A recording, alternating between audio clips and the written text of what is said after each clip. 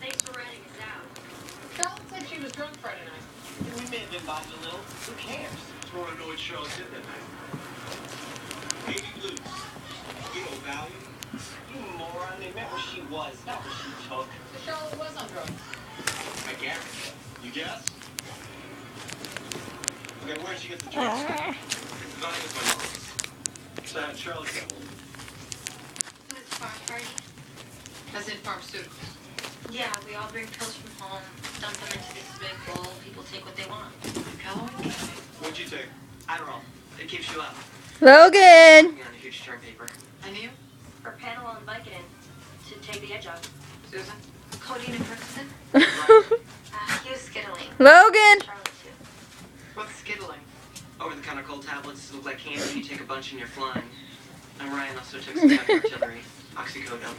There are only a few in the book. Ryan said our supply was for lightweight. You're silly. What would Charlotte do? You're silly. Said she had to go home. You sure? Logan, hey boy. She meant she was so messed up she could hardly walk.